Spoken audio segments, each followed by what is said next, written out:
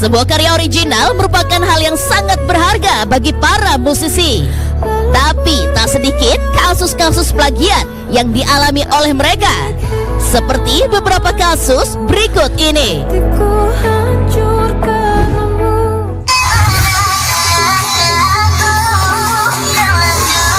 Kayaknya si Ramacan ini pakai audio aku deh buat dinaikin. Aku bolehin naikin DSP dan lain-lain ya kali. Kriminal gak sih ini namanya?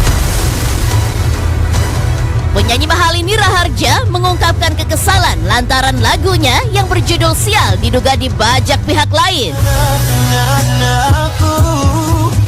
Melalui Instagram story-nya, Mahalini mengunggah tangkapan layar Spotify dari lagu Sial yang dinyanyikan Ramacan. Hal yang paling membuat Mahalini terkejut adalah nama Ramacan berada di daftar penulis dan pembawa lagu tersebut. Tidak hanya itu, Ramacan juga mengklaim telah memproduksi lagu Ramacan di bawah naungan label yang berbeda dengan milik Mahalini. Mahalini pun menandai akun Instagram label tersebut untuk meminta klarifikasinya secara langsung. Diketahui lagu Sial yang ada di Spotify Mahalini itu kini menempati posisi pertama dengan pendengar sebanyak 277 juta. Sementara lagu Sial yang ada di Spotify Ramacan berada di posisi kelima dengan pendengar kurang dari 1.000. Rupanya Ramacan juga mengunggah lagu Sial di TikTok dan mengklaim jika itu adalah lagunya. Sosok Ramacan sendiri sebenarnya masih misterius hingga saat ini. Namun netizen dengan cepat menemukan foto pria yang diduga adalah Ramacan. Dalam video yang diunggah akun TikTok @dipanggil_J, ia berhasil membagikan foto seorang pria yang diduga adalah Ramacan. Foto itu dikirim oleh seorang netizen. Dalam unggahannya itu ditulis jika Ramacan memiliki nama asli Wahid Ramadan yang lahir di Cirebon pada 1 Februari 1995. Sementara itu, Ramacan diduga mencuri cover lagu Sial yang dinyanyikan oleh Ozzy Komdan. Ramacan diduga mengedit audio dari cover lagu Sial yang dibawakan oleh Ozzy Komdan. Dimana dengan aku terlanjur mencintaimu, yang datang beri harapan lalu pergi dan menghilang.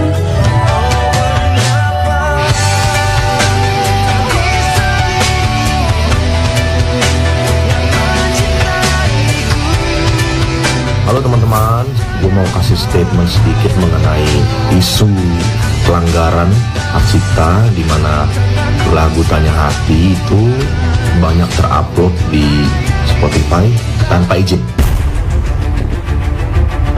Senasib dengan Mahalini, lagu Tanya Hati milik Ryan Pono yang dibawakan bersama grup musiknya bernama Pasto banyak di cover orang lain dan dijadikan hak cipta sendiri hingga diunggah di Spotify. Tidak hanya 1 atau 2, tapi 6 orang yang mengupload lagu Tanya Hati ke DSP atau digital streaming platform. Di antaranya diunggah ulang oleh Cynthia Gap, Noim Kuchai Mars, Batak London, Tessa Manalu, Rolin Nabaman, Riva Styles, dan Firna Morena. Pada keterangan lagu itu juga mencantumkan nama mereka masing-masing untuk dijadikan sebagai pencipta lagu. Ryan Pono pun ikut geram. Ia juga mengumumkan hal ini ke publik lewat unggahannya di media sosial.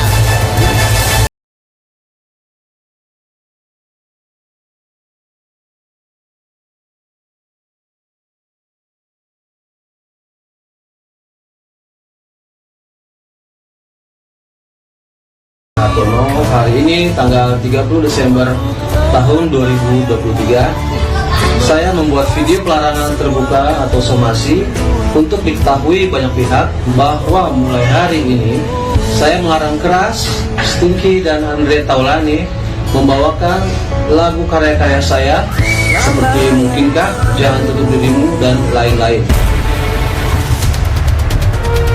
Bicara tentang hak cipta, baru-baru ini masyarakat Indonesia juga dihebohkan dengan kabar lagu Mungkinkah yang dilarang untuk dibawakan oleh Andre Taulany dan Ben Stinky. Pelarangan tersebut datang dari sosok Endang Surahman Hartono sebagai pencipta dan pemilik hak atas lagu tersebut. Selama ini, Endang mengaku tidak mendapatkan royalti dari lagu ciptaannya itu, baik dari Stinky sendiri maupun Andre Taulany. Karena itu, ia memutuskan untuk melarang mereka membawakan lagu tersebut. Menanggapi hal itu, Andre justru merespon dengan kocak hal tersebut. Lewat Instagram, Andre Taulany membagikan video dirinya sedang duduk di depan sebuah piano dengan iringan bait terakhir lagu Mungkinkah. Kau sayang, selalu ku jaga. Andre kemudian berlagak seperti sedang bermain piano, tetapi penutup tutsnya sengaja dibiarkan tertutup. Sepanjang berpura-pura main piano dengan iringan lagu Mungkinkah itu, Andre Taulany tampak menjiwai. Ia juga sesekali menghadap kamera sambil tersenyum. Ia pun menangkupkan kedua telapak tangannya seperti meminta maaf. Karena kejadian tersebut, kuasa hukum Endang akhirnya melakukan somasi yang kedua kalinya kepada Andre. Dalam somasi kedua yang dikirimkan pada Senin 8 Januari 2024 ini, Endang berencana melaporkan Andre Taulany ke kepolisian. Laporan ini merupakan buntut tindakan presenter tersebut yang memparodikan lagu Mungkinkah. Saya juga kurang mengerti maksudnya apa, semacam parodi begitu ya. Mungkin ya ada sindiran juga untuk pelarangan tersebut. Ya, cuman di situ ya kelihatan lah dia memang tidak memperdulikan. Kalau dia pedulikan, dia pasti hubungin saya. Kalau dia mau membuka diri ya untuk bermediasi, dia pasti hubungin saya. Menurut penuturan pengacara Endang Surahman, tindakan Andre Taulany itu telah menyinggung harga diri kliennya. Hal inilah yang menyebabkan Endang Surahman geram dan tak ingin tinggal diam usai video parodi tersebut beredar. Ia berencana menelisik pasal-pasal Undang-Undang ITE untuk menjerat Andre Taulany dan video parodinya tersebut. Tak hanya itu, Endang juga menuntut Andre untuk membayar kerugian sebesar 35 miliar rupiah kepada pencipta lagu Mungkinkah tersebut. Mendengar hal itu, Andre Taulany pun mengingatkan Endang untuk tidak mengungkit perihal jasanya dulu, karena Andre menilai itu adalah karya bersama yang boleh dibawakan olehnya. Gak usah mengungkit-ungkit soal jasa. Berjasalah buat saya, berjasalah buat Stinky. Ingat, Stinky besar itu bukan jasa satu orang, tapi berlima. Semuanya punya jasa. Terlepas besar kecilnya persentasenya, tetap aja ada jasanya. Jadi gak usah mengungkit-ungkit soal itu.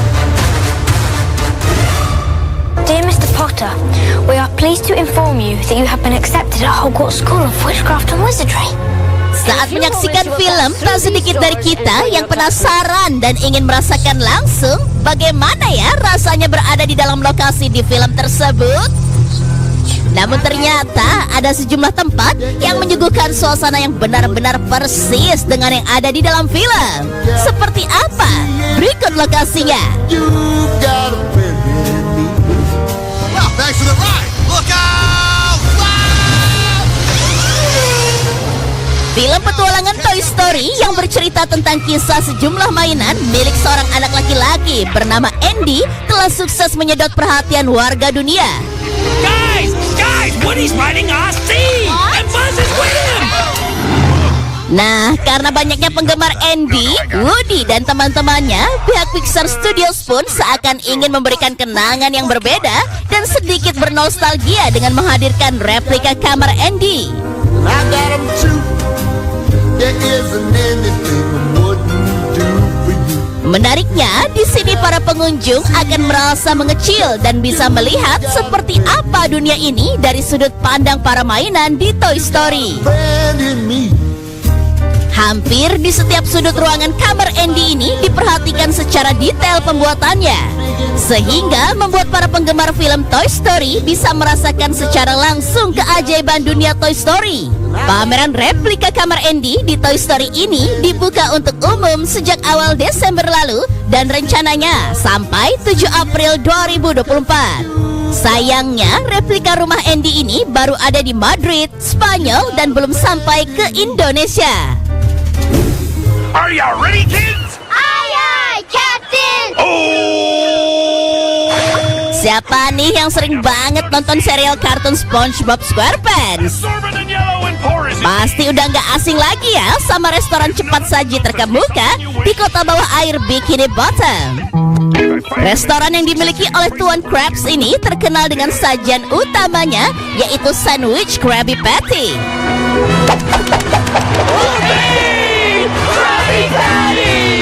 Nah, ternyata restoran Krusty Krab itu beneran ada di dunia nyata loh.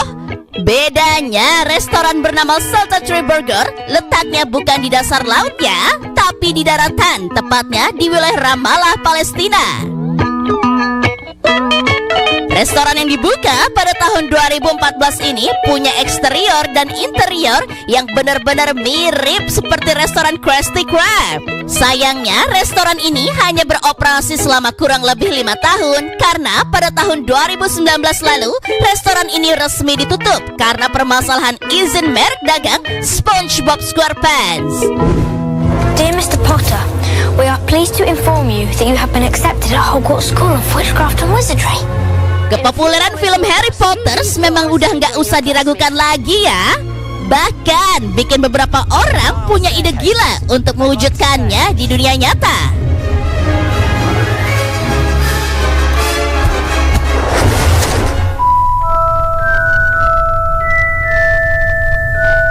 Seperti College of Wizardry, di mana para pengunjung bisa berperan dan belajar seperti layaknya di Hogwarts. Selama 4 hari, 135 peserta yang mendaftar ke sekolah ini akan tinggal di Kastil Shoha yang berada di Polandia. Di kastil dari abad ke-14 itu, mereka akan menghadiri kelas seni hingga bersaing dalam memperebutkan piala The House Cup dalam sejumlah permainan. Wah, bener-bener mirip ya.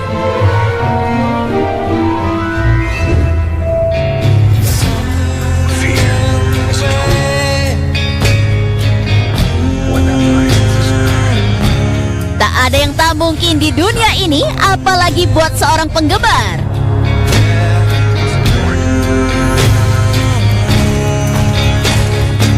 Ya, demam film Batman bikin seorang penggemar menciptakan ruangan persis seperti Batcave alias goa tempat persembunyian Batman. Penggemar yang diketahui bernama Chris Weir itu mulai merealisasikan ide gilanya bekerja sama dengan Elite Home Theater Sitting for Surrey, British Columbia untuk merancang Batcave. Bedanya, Batcave-nya Batman dibuat untuk menyimpan senjata dan kendaraan canggihnya. Sementara Batcave ala penggemar yang terletak di sebuah rumah pribadi yang terletak di Greenwich, Connecticut, Amerika Serikat ini berfungsi sebagai home theater. Selain layar lebar dan sejumlah bangku mirip seperti mini bioskop, Chris juga menempatkan sejumlah koleksi Batman miliknya, termasuk sejumlah komik dan juga kostum Batman yang jadi favoritnya. Menurut sejumlah informasi, buat bikin home theater ala Batcave, si penggemar ini menghabiskan dana sebesar $2 juta atau sekitar 31 miliar rupiah. Niat banget kan? Tapi 340.000 hektar. Saya klarifikasi. Kemudian Itu pun salah. melanjutkan Itu pun salah. atas apa yang perlu saya sampaikan. Mas Anies, Pak Prabowo, jangan Pak Prabowo, maaf. Ngomong-ngomong. Selama debat berlangsung, banyak yang mengomentari serangan bertubi-tubi Anies Baswedan dan Ganjar Pranowo ke Prabowo Subianto. Salah satunya ketika Ganjar memberikan skor 5 kepada Prabowo sebagai Menteri Pertahanan. Berapa skor yang Bapak berikan atas kinerja Kementerian Pertahanan yang dipimpin oleh Bapak Prabowo? Silakan Pak Ganjar. 5 juta. Karena itu menurut saya skornya justru di bawah 5, Mas Ganjar. Kalau 5 itu ketinggian Pak Hajar. Terima kasih Pak Hajar. Disebut aja angkanya berapa gitu. Kayak saya gitu loh. Jangan di bawah 5, sebut aja berapa. 11 Mas. Dari 100.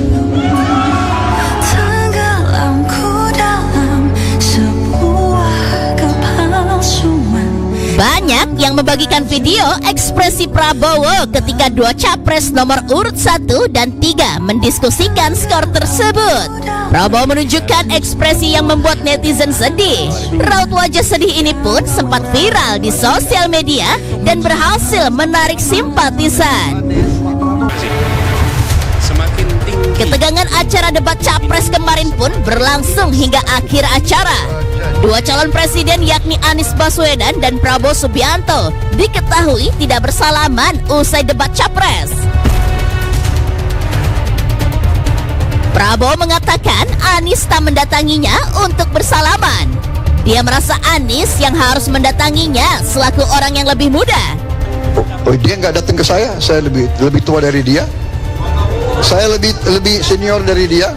Ya, oke, terima kasih. Sedangkan Anies mengaku sudah mencari Prabowo untuk bersalaman seusai debat. Akan tetapi ia tidak menemukan Prabowo. Tapi tadi tidak bersalaman dengan Pak Prabowo di akhir ya, itu kenapa Mas? Kami mencari tapi sudah nggak ada. Oh, udah ada, baik, terima kasih. Meski terjadi saling serang, namun ternyata banyak pernyataan capres kemarin yang dinilai tidak sesuai dengan fakta yang ada. Capres nomor urut 1 Anies Baswedan sempat menyinggung lahan seluas 340.000 hektar yang dimiliki Prabowo Subianto. Tentara kita lebih dari separuh tidak memiliki rumah dinas. Sementara menterinya punya, menurut Pak Jokowi, punya lebih dari 340 hektar tanah di Republik ini. Sebelum saya menjawab pertanyaan itu, saya mengklarifikasi tadi data yang meleset. Maaf Pak Prabowo, angkanya terlalu kecil. Bukan 320 hektar, tapi 340.000 hektar. Saya klarifikasi. Kemudian Itu pun salah. Melanjutkan Itu pun salah. atas apa yang perlu saya sampaikan. Mas Anies, Pak Prabowo. Jangan Pak Prabowo. Hal tersebut dibantah langsung oleh Prabowo Subianto. Ia mengaku bahwa tanah yang dimilikinya hanya hak guna usaha, yang mana tanah tersebut merupakan milik negara, sehingga negara bisa mengambilnya. Prabowo sendiri dilaporkan memiliki perusahaan yang bergerak di bidang perkebunan, tambang, batu bara, dan kelapa sawit. Sementara dari laporan LHKPN Prabowo pada 31 Maret 2023, tak ada catatan kepemilikan tanah seluas 340.000 hektar di aset Prabowo. Dari total harta kekayaan sebesar 2 triliun, aset tanah Prabowo bernilai 275 miliar rupiah. Buntut ucapan tersebut, Anies dilaporkan ke Bawaslu atas dugaan fitnah 340.000 hektar lahan Prabowo. Perwakilan PHPB Subadrianuka mengatakan luas bidang tanah pribadi milik Prabowo yang disampaikan oleh Anies tidaklah benar. Padahal Prabowo merupakan menteri dengan kinerja terbaik di masa pemerintahan Presiden Jokowi. PHPB pun meminta agar Bawaslu RI segera menindaklanjuti laporannya agar yang bersangkutan dapat segera diproses. Namun menurut Anies Baswedan, fakta kepemilikan tanah Prabowo itu mengacu pada pernyataan Presiden Jokowi saat debat capres terdahulu. Saya tahu Pak Prabowo memiliki lahan yang sangat luas di Kalimantan Timur. Mohon maaf.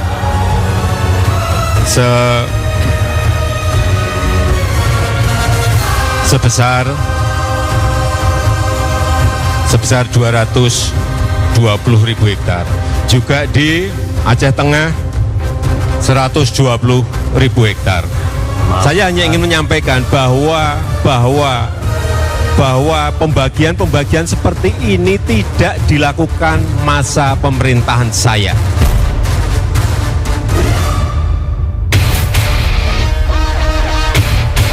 Diberi nilai kecil, nyatanya pertahanan militer Indonesia menjadi yang terkuat urutan 13 di dunia. Global Firepower merilis peringkat militer dunia berdasarkan lebih dari 60 faktor untuk menentukan indeks kekuatan negara.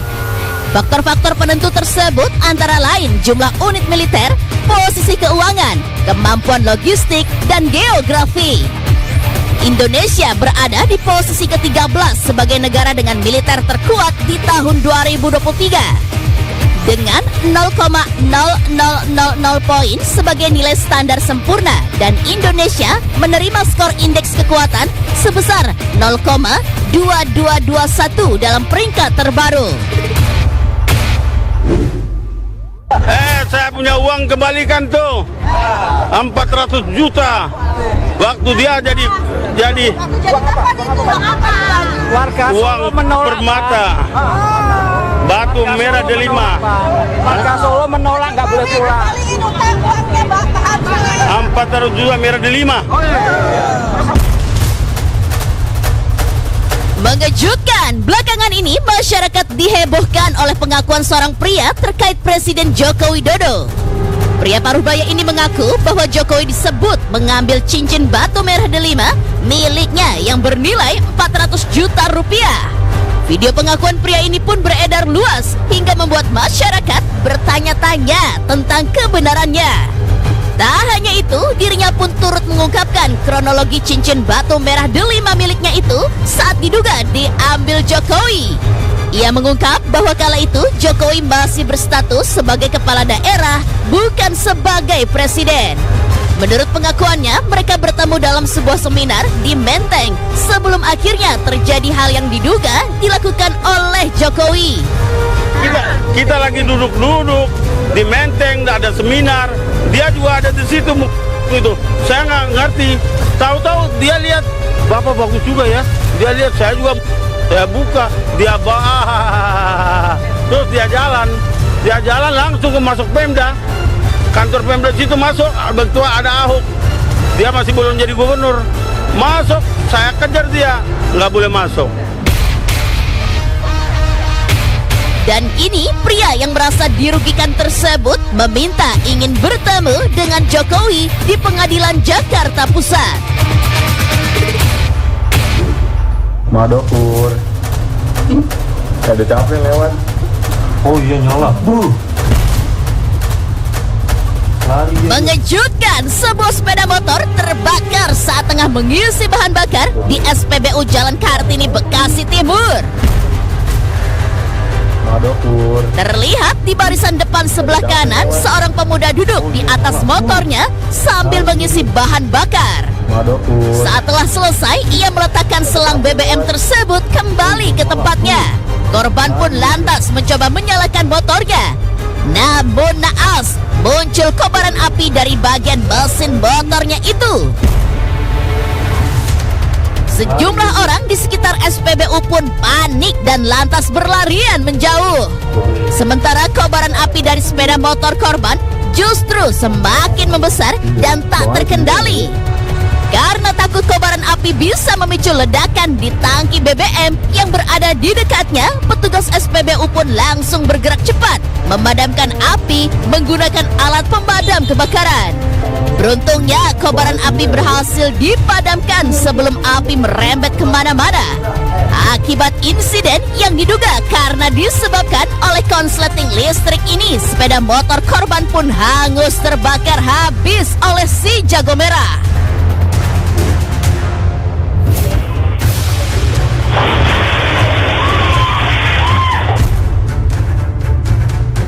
Diduga karena remblong, sebuah mobil pickup di Turki melaju tak terkendali dan menabrak sejumlah pejalan kaki.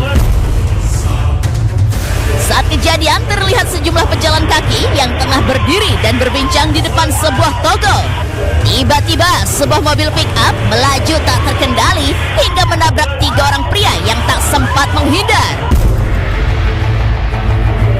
Sementara satu wanita pejalan kaki lainnya tersenggol bagian depan mobil hingga tubuhnya terjatuh di trotoar.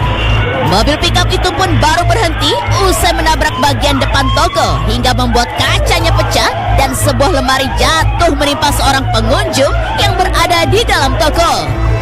Insiden ini pun membuat pengguna jalan yang berada di lokasi panik dan histeris. Mereka lantas mendekati TKP untuk menolong para korban. Beruntungnya ketiga pria yang tertabrak tersebut selamat. Sementara pengunjung toko lainnya mencoba mengangkat lemari yang terjatuh untuk membebaskan satu orang korban yang tertimpa lemari besar itu. Ini mukamu! Kak, kau seharusnya lebih teliti menengok barang-barang itu. Karena luar barang kau jual. Seorang ibu merekam aksinya saat mengamuk dan melabrak sejumlah karyawan di minimarket karena makanan bayi yang dibelinya ternyata telah kadaluarsa. Dengan suara bergetar, wanita tersebut memarahi sejumlah karyawan wanita di minimarket itu. Ia mengatakan bahwa anaknya menjadi sakit setelah memakan makanan bayi yang ternyata sudah kadaluarsa yang dibelinya di minimarket tersebut. Ini mukamu! Kak, kau seharusnya lebih teliti menengok barang-barang itu. Karena luar barang kau jual. Mengetahui dirinya tengah direkam, seorang karyawan wanita itu pun tampak panik dan lantas menutupi mukanya dengan kedua tangan. Wanita itu terlihat semakin marah dan meminta karyawan tersebut agar tak menutupi mukanya. Lebih jauh, wanita itu juga meminta agar masyarakat setempat berhati-hati karena makanan bayi yang dibelinya pada bulan Januari 2024 di minimarket tersebut ternyata telah kadaluarsa pada bulan Desember 2023 lalu. Dirinya bahkan mengancam akan memviralkan kasus ini ke publik.